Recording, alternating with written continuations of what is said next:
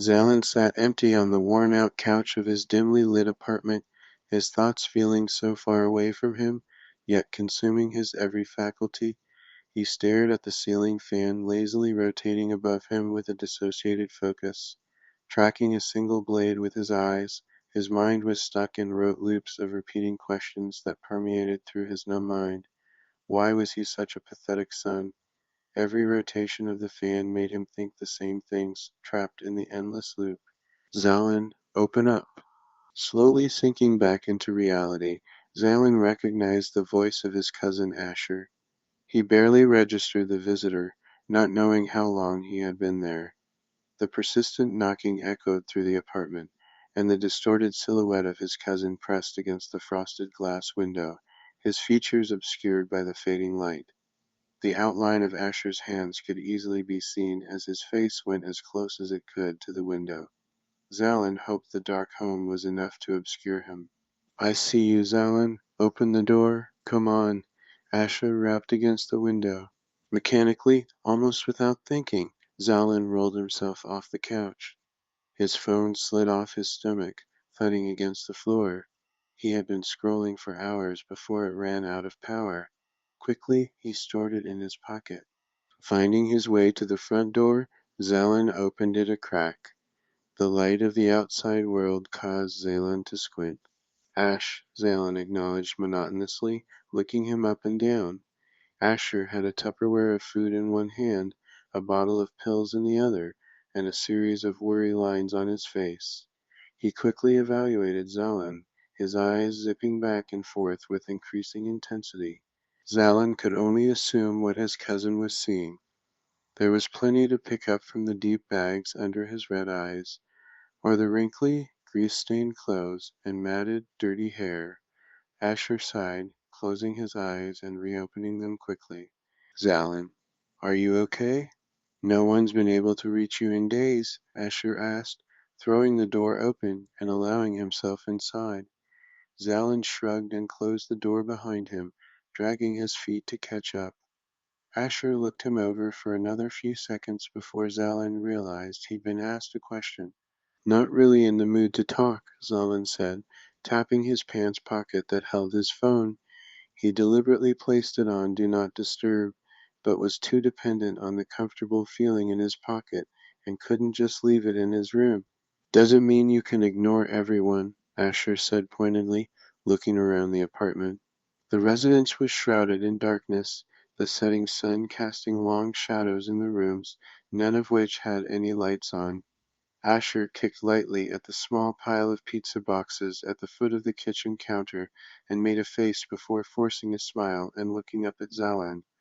The floor was littered with crumbs from various chips, as well as their bags haphazardly thrown around the home.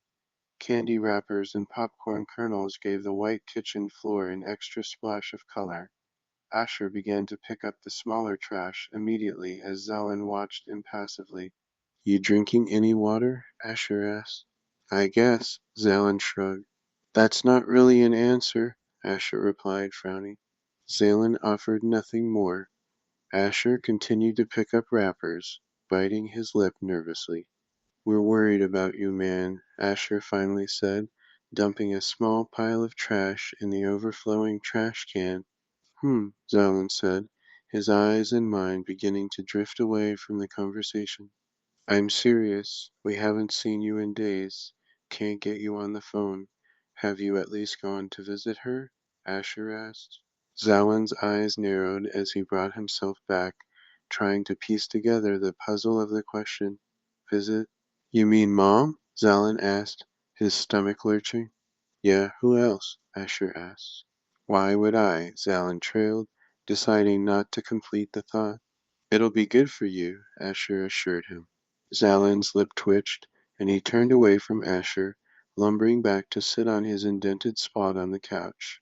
Asher pulled out the trash bag in the kitchen's bin and replaced it. He took the trash bag and leaned it against the front door before going to join Zalin in the living room in a seat across from his cousin. He flipped on the light, and Zalin turned away with his eyes closed, pained by the second uninvited guest in his home. He clicked his tongue in irritation. So you're going to go visit her? Asher pressed. Zalin sighed and lay down across the couch, placing a hand over his eyes to block out the light. Zalin. What? Zalin snapped, annoyed. You're going to visit her? Asher said with finality. He was no longer asking. Why? Then you'll do it because I'll drag you there. We're going to get you out of the apartment and help you. Not like you're even pretending you have anything better to do, Asher said, looking around the mess of Zalin's home. Zalin laid silently as Asher leaned forward in his chair, awaiting a response. Zalin breathed slowly, giving no indication he was still a part of the conversation. Zalin? Asher ventured. Yes, fine, I'll go. Just please stop talking, Ash, and turn off the light. Asher opened his mouth to say something more, but decided to shrug and accept the small victory. He placed the Tupperware on a coffee table next to Zalin, and the bottle of pills next to that. Eat something? Ash said. It's barbecue chicken and carrots. Zalin shifted the hand away from his eye, peeking at the container of food. His stomach groaned.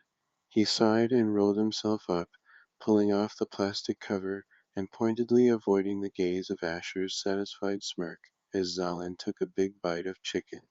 And take one of these? Asher knocked on the closed bottle of pills. What is it?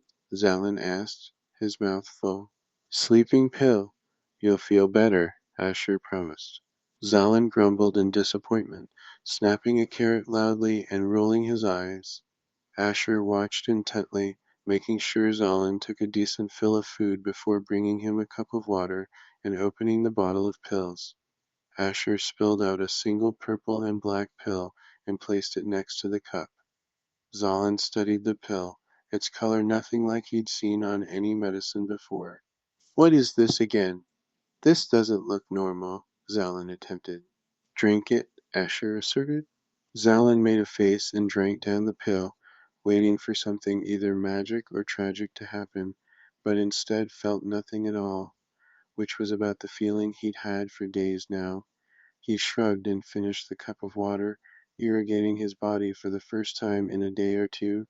Remembering to drink water dropped lower on his priorities by the day. He pushed forward the empty Tupperware and cup toward Asher. Happy now? Zalin asked. Very, Asher said, finally turning the lights back off. I'm going to take you to visit her first thing in the morning. Whatever, Zalin said, laying himself back down on the couch. Don't you want to at least go to sleep in your bed? Asher asked. Zalin didn't reply.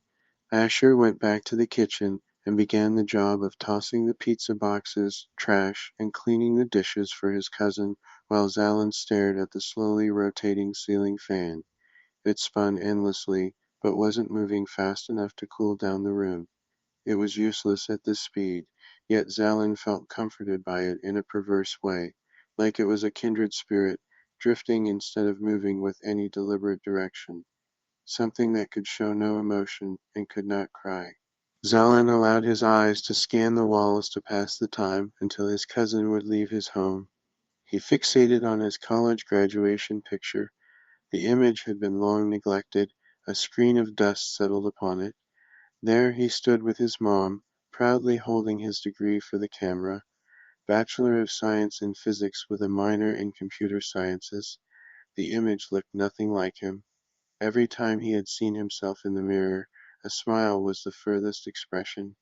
His mom's smile was radiant, something he wished he could have seen any of the past few days.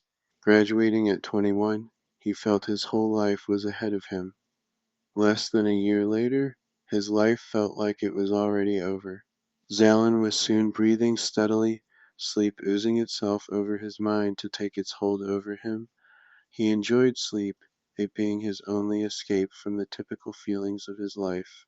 Ironically, it sometimes made him feel alive to be in a dream. Like the many fitful sleeps in prior days, Zalin lost consciousness with dry eyes and a frown on his face, until his body heaved, like he was suddenly dropped into a void. Zalin's first instinct was to believe that he was simply experiencing the falling sensation that sometimes came about when he was on the brink of sleep, But as he opened his eyes, he saw he was at least 3 feet above the ground and screamed as he covered his face when he crashed into it. His heart thumped as he slid a few feet in dirt and stopped abruptly. He coughed and threw his head up, witnessing a hulking creature towering over him. The creature felt colossal over Zalan, at least 2 times his size. Its standing woven form was a collection of gray ash creating ponderous legs and nimble arms. Flames licked up limbs, climbing as far as his back and brightening the area like a signal flame, making it hard for Zalan to look at it directly. The gray sand of its skin shone and formed up in pine-like leaves at its back, like a silver, glimmering shell of gunpowder ready to explode. Its arms and legs were accented with crimson-red claws, as though permanently stained in blood. Deep, red eyes watched Zalan intently, tiny fire-like wisps passing over the pupils causing them to dance in bloodlust. Grinning widely, it revealed its jagged brown teeth. Zalan shuddered and backed away slowly as the nightmare creature raised an arm toward him. A thin orange stream of light emitted from the creature's claw like a laser pointer and snaked its way to Zalan. Zalan yelped and scrambled away on all fours, completely terrified by whatever demonic fever dream approached him with its wide, soulless grin. The orange light hit the point Zalan was hunched over only a few moments ago. Then the ground began swelling before exploding in fire and dirt, temporarily blinding Zalan by the intensity of the flame. Zalan screamed in fear and again began scrambling as fast as he could in his unseeing state before finally being able to make out shapes once more. When his vision came to, Zalan was madly disoriented. The sun was way too high. It should have just now gone down right as he was falling asleep. His eyebrows approached each other as he suddenly realized that he was nowhere near home, stranded somewhere out in plains with sparse flora and an old wooden town in the distance with an ocean beyond it. The climate was arid and warm, and the horizon was empty on several sides. He couldn't see his apartment complex anywhere. Everything looked like a dream, but he felt wholly awake. Something shifted behind him. He remembered with his heart sinking into his stomach that a monstrous creature had been next to him a moment ago. He twisted his neck around rapidly and gasped. The creature had raised its arm again, and the thin orange light tracked across the ground, landing immediately in front of Zalan's feet. Zalan looked up at the creature, then back down in horror as the orange light burrowed into the earth. The ground shifted beneath him, and he could sense the blast that would soon emerge, swelling in anticipation of obliteration. A note from NT Laser. Thanks for reading Chapter 01 of The Homeseeker. I have a 5-book series planned for this one with a very healthy backlog. You can read up to 10 applesauce gibber on his Patreon. https://www.amazon.com/author/ntlaser. Support the author https://www.royalroad.com/fiction/809997/ the homeseeker elemental adventure lit iSky chapter 1505317 chapter 01 a rejection of reality. https://www.patreon.gibber/ntlaser